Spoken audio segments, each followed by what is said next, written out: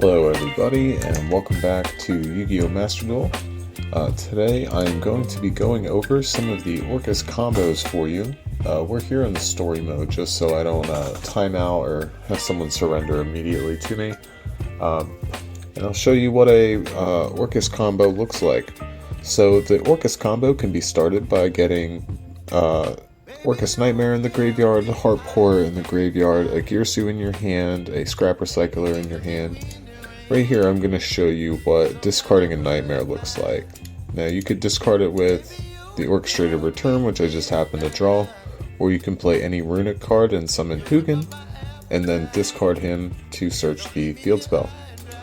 We draw into the Scrap Recycler, and we need a monster on field to use the Nightmare, so we'll go ahead and use the Scrap Recycler. We're not even going to use the Scrap Recycler. We'll pretend we didn't draw him.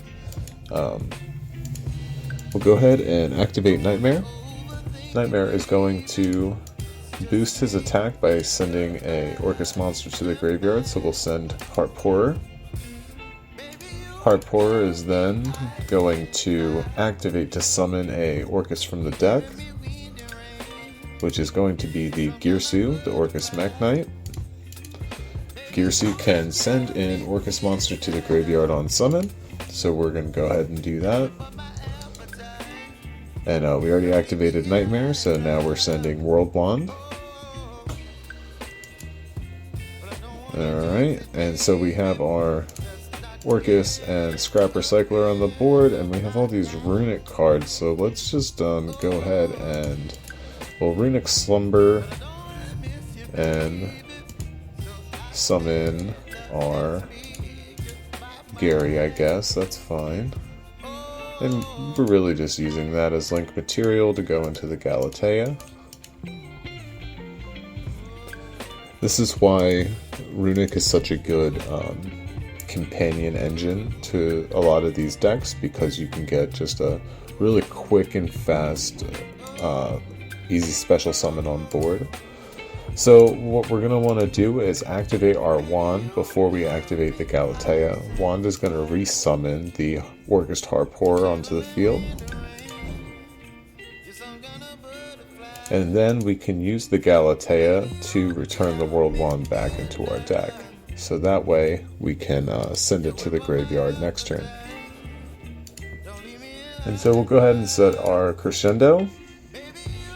And we have two monsters here, so that's pretty nice. So we'll go ahead and we're going to rank up into our Girsu here. Very good, very good. Now we probably should have sent a monster with Scrap Recycler, because then we could do a really crazy play, but I'll show you that later. So we'll go ahead, we're going to attach this Nightmare as material, because why not? And we can go ahead and we're going to... I think I'm actually going to use Tip first to grab the field spell.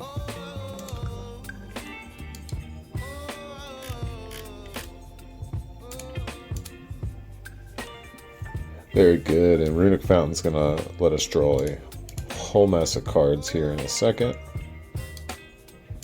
I'm not worried about that. We're going to Golden Droplet here. Try to save your good Runick cards for later. But we're going to go ahead and summon another Gary. Once again, Gary is just link material. We're going to Fountain for 3. Draw, draw, draw. Okay, and return these in any order. Doesn't matter. We draw. That's amazing. And then what we can do is we're going to go into an IP Masquerena. Now, yeah, let's go ahead and send the Heart Pourer, just so we know we're good. Send that, summon the IP. And then we can go ahead and set this droplet. And yeah, that's a pretty powerful first turn board here. You have Girsu protecting all of your back row and cards. IP Masquerena can at any point in their main phase jump with the Scrap Recycler into a Nightmare Unicorn or right into a Long Girsu using the Ding Girsu, which will then let us activate our Orcust Crescendo. We can also here just go right into a Galatea if we want to have Crescendo early. Sure, there's another way to get a little bit more going, but honestly, this is good for any purpose you could really need. Especially with all these Runick cards. So they're going to activate a card. We don't like that, so we can, destruction, get rid of the field spell. Imagine that was a good field spell, as if we were playing a tier. Imagine it's a Palorino or whatever, right? So pop that, get it off the field. Yeah, we're not going to bother with that yet. So here's another one. That's totally fine. Summon. Oh, it was before the end of the main phase there.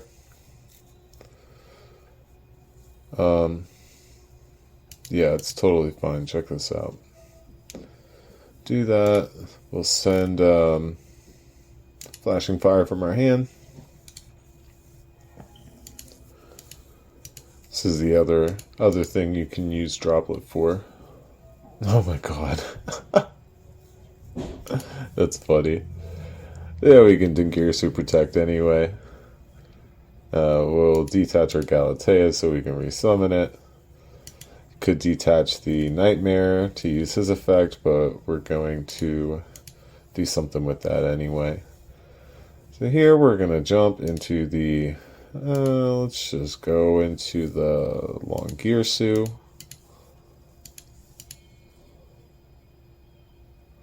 Yeah, sure. That'll put Nightmare in the grave. Now you might think linking this off seems kind of crazy, but a big part of this deck is you want to resummon Dingirsu as often as you can. So here we're going to Orcust Nightmare right into sending the... Yeah, we're going to send the World Wand here and activate our Harp Horror in the graveyard. Summoning our Symbol Skeleton from the deck. Symbol Skeleton banishes and summons from grave. So that is how we are going to get our Dingirsu back out of the graveyard. So what I'm going to do here is go ahead and link these into a Galatea under here. And it's important on this turn, this is our turn, our second turn, but turn 3. You don't want to use any Runick cards if you don't have to. You can go ahead, we're going to activate the World Wand, don't forget. You want to be able to World Wand your Harp Horror back on the field. And then we're going to Symbol Skeleton our Dingirsu back on the field.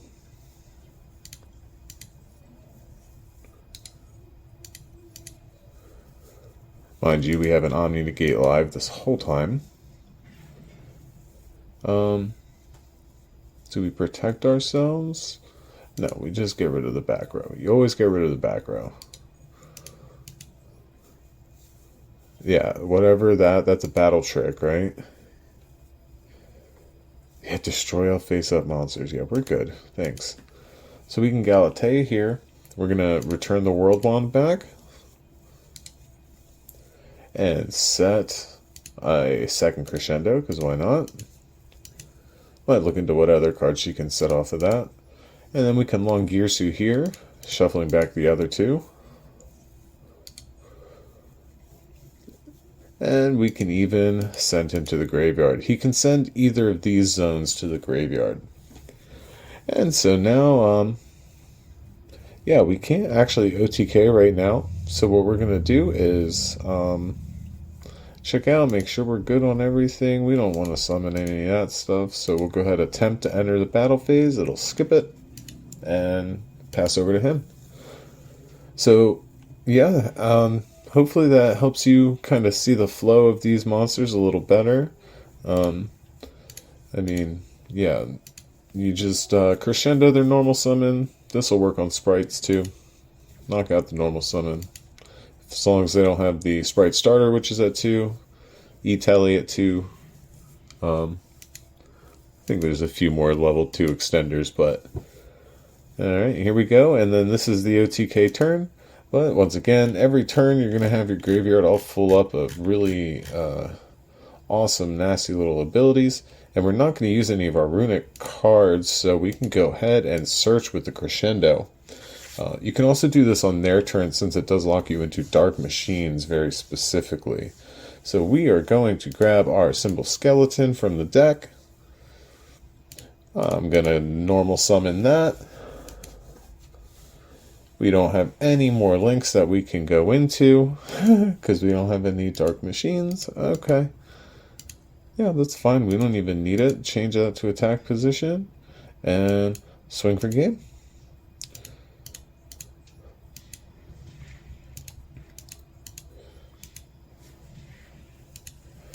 Alright. So yeah, that's the deck.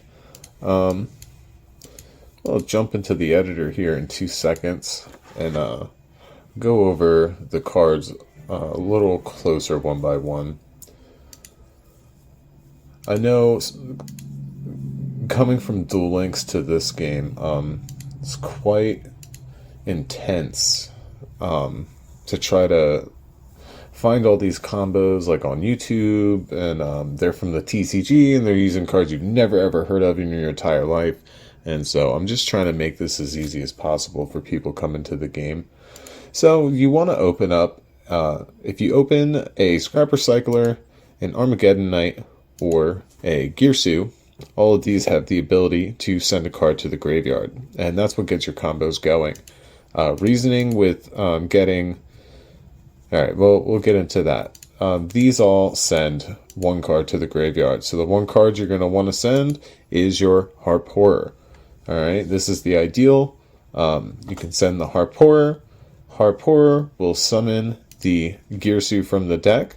If you started with the Girsu, then you'll want to Girsu, send the Orcust Nightmare. No, you Girsu, send the Harp Horror. Harp Horror will summon the Orcust Nightmare. Then you can link those into a Galatea, activating the Nightmare to then grab the World Wand. So you want to... World Wand summons from the Banish pile. Orcust Symbol Skeleton summons from the graveyard. Harp Horror summons from the deck. And both of these send from the deck to the grave. So yeah, that's really how the deck works. You want to then use your Link monsters, your Galatea and your Longirsu, to then shuffle them back to be able to resummon them and set up the combo again. So basically you want...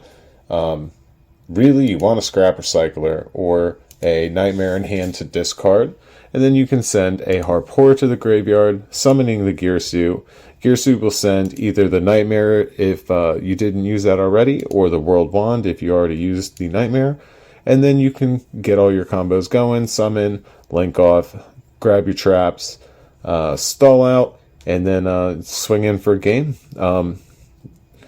I mean, you can really use a lot of different cards in the extra deck here. Maybe like a Boral Sword or a Boral Guard or Topologic. Maybe there's some Dark Machine Link monsters. Let's just look into that really fast. So Dark, we go Machine.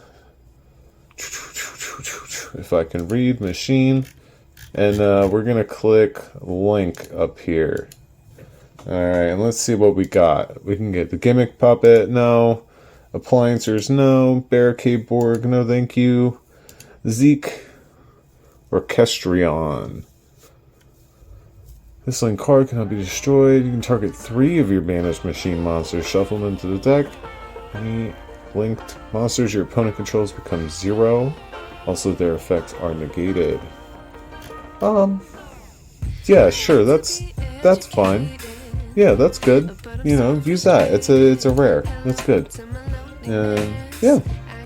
Well, I think that's all I have for you today. if that gives you a better idea of how the deck works, that's awesome. As far as a deck list for this, just type in Orcust and you know, play 2 of everything. Play the Scrap Recycler, Orcust Symbol Skeleton, Armageddon Knight, Harp Horror, Gearsu the Orcust Mech Knight, Orcust Nightmare. Just type in Orcust and you'll find all of them very easily.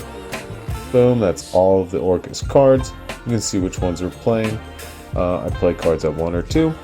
As far as the Runick cards, Runick's pretty easy to put together. It's very expensive, so max out on the ultra rares.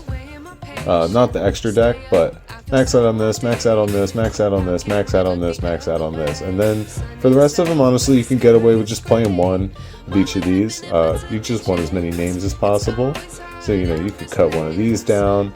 You don't even have to play some of these worst ones if you don't want to. And then you can free up for some hand traps. Though, in this build, you don't want to use hand traps too much for the reasoning. And reasoning just mills your deck until you reach a monster, and you don't actually care if you get to summon a monster or not, because putting your runic spells in grave will help you draw ridiculous amounts of cards with Fountain. And then getting almost any of these cards in the grave is a full combo into the Galatea, into the Omni Negate. If you get enough extra, if you can start with him, he has a combo with the token you can do to also summon a IP along with the Galatea and the Dingirsu, but I'm not that good at Yu-Gi-Oh! And it is super unnecessary. There's a lot of hype around playing absolutely perfectly. Don't even worry about that. Just have fun. Play what you think is cool. The next episode I have coming up is going to be how to make almost any deck half decent with Dangers and Pankratops now that they are released pretty much. So yeah, check in for that, and everyone have a great day. Bye-bye.